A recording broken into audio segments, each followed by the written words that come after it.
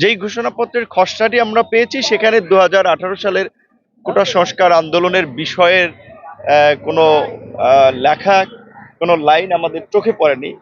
এখানে শুধুমাত্র বৈষম্য বিরোধী আন্দোলনটাকেই হাইলাইটস করা হয়েছে মনে হচ্ছে।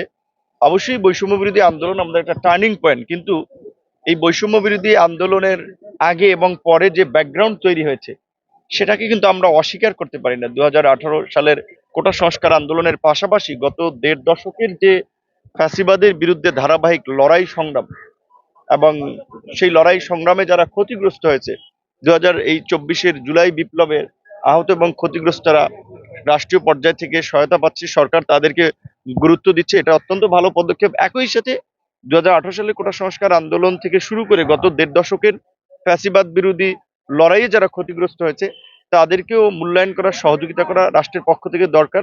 এবং আজকের একটা সমালোচনাও সবার সামনেই করতে চাই সরকারকেও, যে তাদের যে অ্যাপ্রোচ রাজনৈতিক দলগুলোর প্রতি সেটা খুব ভালো বা শোভনীয় অ্যাপ্রোচ না।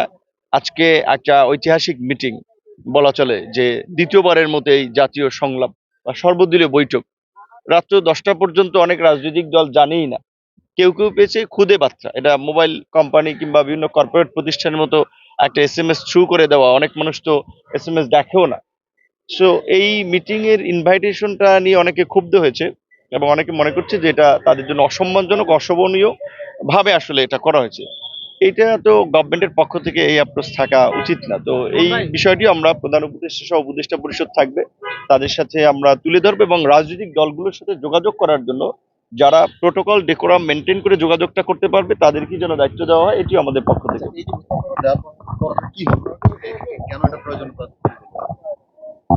ঘোষণাপত্রটা দেওয়া খুবই প্রয়োজন, কারণ হচ্ছে যে ইতিহাসে একসময় যারা হিরো, ইতিহাস পরিবর্তন হলে আবার তারা ভিলেন হয়, এটা আমরা দেখেছি। অনেক ঘটনা বাংলাদেশেও আছে।